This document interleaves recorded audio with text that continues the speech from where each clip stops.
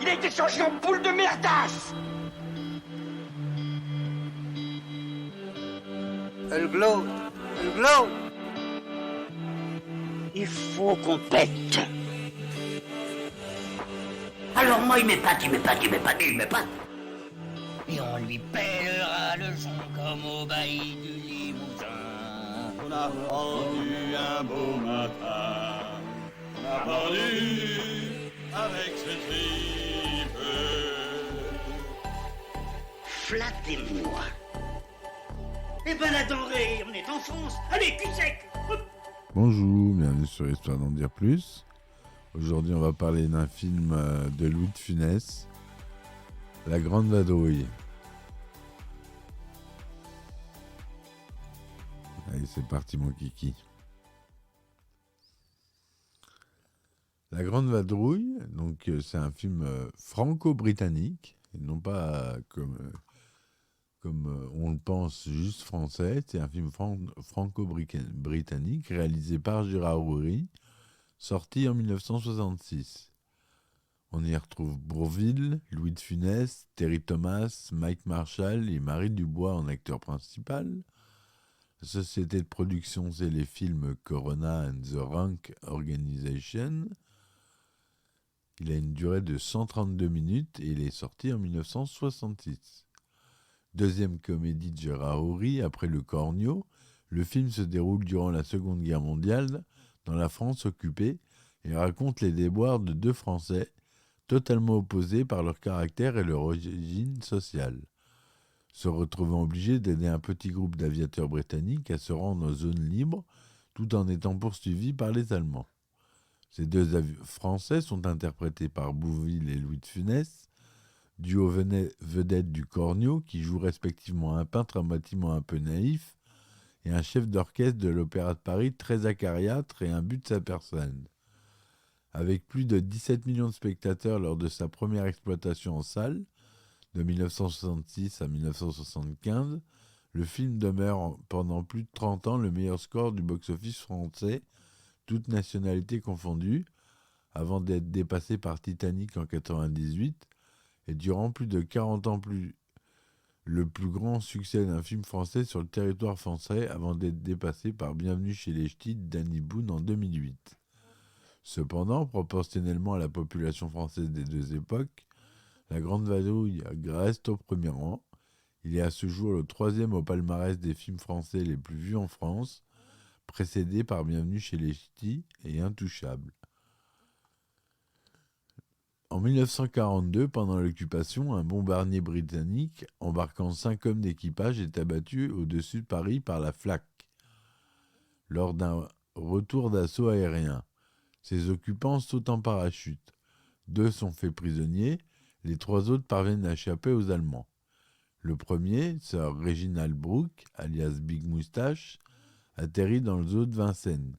Le second, Peter Cunningham, sur la nacelle d'un peintre en bâtiment, Augustin Bouvet, et le dernier, Alain McIntosh, sur le toit de l'Opéra Garnier, avant de se réfugier dans la loge d'un chef d'orchestre acariâtre, Stanislas Lefort, joué par Louis de Funès. Bouvet et Lefort doivent alors, malgré eux, cacher les aviateurs avant de les aider à rejoindre la zone libre, et de là l'Angleterre.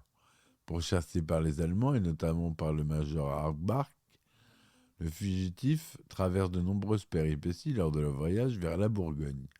Ils franchiront enfin la fameuse ligne de démarcation avec l'aide de Germaine, la patronne de l'hôtel du Globe à Meursault, et atteindront la zone libre en pleine heure.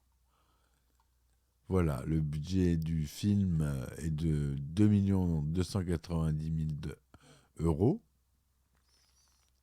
ramené à l'euro de l'époque, hein. Ça fait beaucoup plus aujourd'hui. C'est tourné en couleur Eastman Color 35 mm 2/39 Cinémascope Panavision, son mono. Il est sorti le 8 décembre 1966 en France et le 13 juillet 2016 en réédition version restaurée. Voilà. Au début des années 60, le producteur Henri Detschmeister de la Franco-London Film tient sous contrat Zizi Jeanmaire, célèbre meneuse de revue et actrice de l'époque. À la même période, Detschmeister vient de produire La Main Chaude, premier film réalisé par Gérard Houry. Il demande à Houry et son co-scénariste Jean-Charles Tachela d'écrire un film dans lequel Zizi Jeanmaire pourrait jouer 2 rôles à la fois. Ceux-ci écrivent alors un synopsis d'un film sur 2 sœurs jumelles nommées Lily et Lulu qui, pendant la Seconde Guerre mondiale, sous l'occupation, sauvent des aviateurs anglais dont l'appareil a été abattu au-dessus de Paris et les conduisent en zone libre. Lily est très pieuse et l'épouse d'un marchand de bondieuserie de la place Saint-Sulpice et ne fréquente que des curés, tandis que Lulu est une prostituée.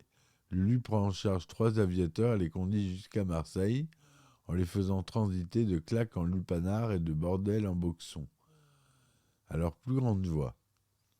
Même si ces lieux sont dangereux, car fréquentés par de nombreux officiers allemands, les 3 autres aviateurs, eux, voyagent avec Lily de monastère en couvent, aidés de courageuses nonnes et vivent moins agréablement leur périple en zone libre.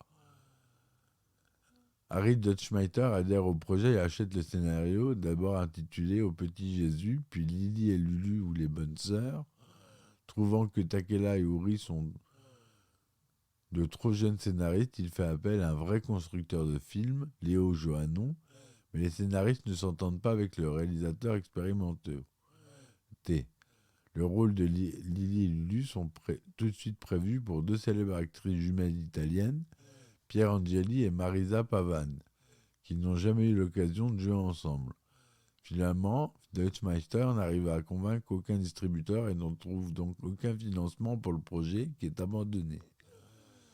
Gérard Houry avait déjà écrit une comédie se déroulant sous l'occupation, Babette s'en va en guerre, premier film français à traiter de la Seconde Guerre mondiale sur le mode de la comédie, qu'il a coécrit en 1958 avec Gérard Lévy, également producteur du film. Brigitte Bardot, Jacques Cherrier, Francis Blanche tenaient les rôles principaux et Christian Jacques était le réalisateur. Autour de Bourvil et Louis de Funès doit être réunie une distribution internationale, puisque les personnages sont de diverses nationalités, mais aussi pour assurer le succès dans le monde entier et la rentabilité de la grosse production que représente The Great Vadrouille. Le film devant, pour atteindre ce but, réaliser des résultats équivalents aux cornus en France et les reproduire sur les 5 continents. Pour le rôle de Big Moustache, Regina Brooke, squadron leader de la Royal Air Force, Gérard Houry veut absolument l'acteur britannique Terry Thomas, remarquable par sa grosse moustache et ses dents écartées, sortant de plusieurs succès internationaux tels qu'Un monde fou fou fou, 1963 avec Spencer Tracy, Comment tuer votre femme en 1965 avec Jack Lemmon, et le film choral Ces merveilleux fous volants dans leur drôle de machine en 1965. Terry Thomas s'avère donc être le comédien idéal pour montrer The Great Vadrouille à l'étranger. Houry et Robert Dory Hoffman rencontrent l'acteur à Londres, qui leur demande un cachet exorbitant, étant alors l'un des acteurs les mieux payés du cinéma anglais et l'un des plus sollicités. Après qu'Houry l'a supplié un genou à terre, Dorfman finit par accepter de le payer au prix demandé. L'évocation du tournage en Bourgogne, connu pour ses vins, aurait également influé son choix.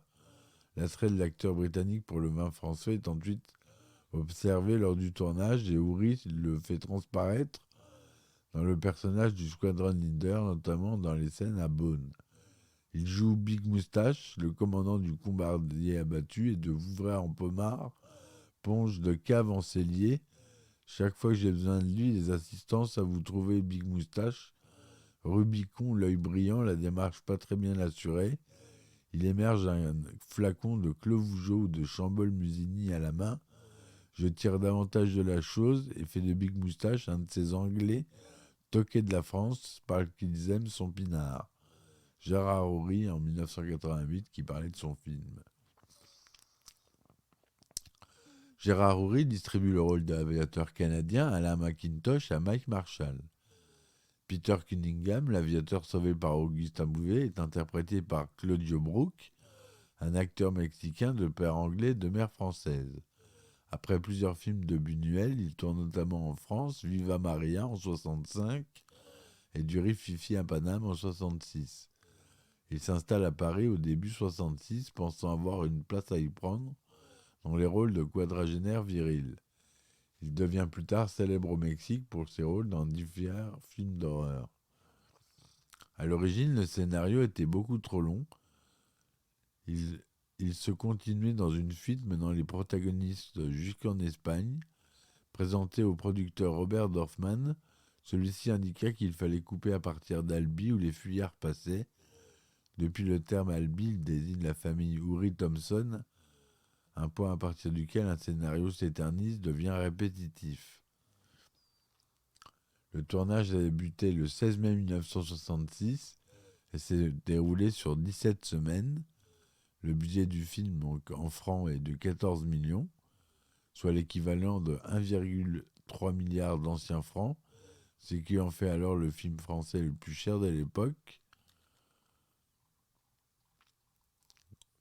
Georges Houry avait composé des génériques de début et de fin pour le film que Gérard Houry a finalement décidé de ne pas utiliser pour ouvrir le film par le simple son d'un avion et des bombardements et le clore par une dernière reprise de la damnation de Faust de Berlioz.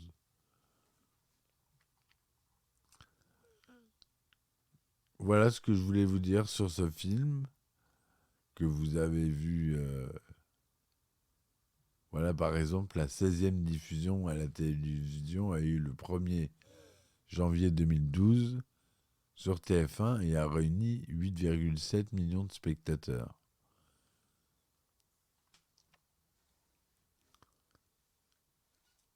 Le 17 avril 2002, pour le dimanche de Pâques, le film a rassemblé 4,16 millions de spectateurs sur France 2, soit 21% des parts de marché auprès du public âgé de 4 ans et plus.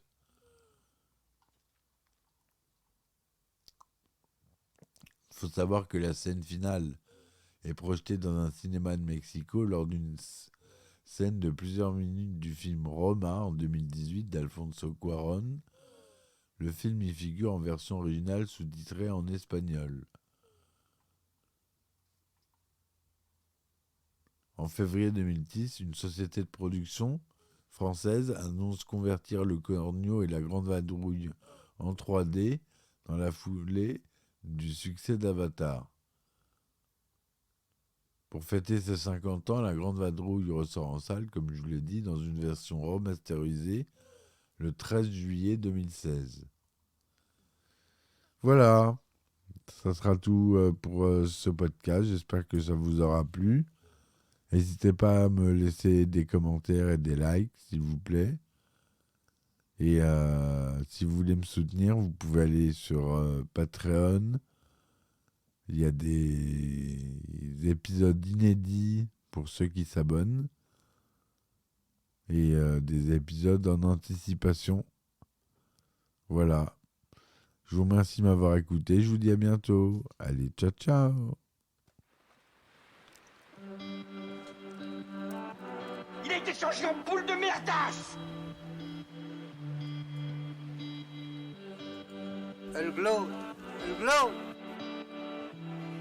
Il faut qu'on pète. Alors moi il m'épate. Et on lui pèlera le son comme au bailli du Limousin. On a pendu un beau matin, on a pendu avec ce tripe. Flattez-moi. Eh ben la denrée, on est en France. Allez, cul sec. Hop.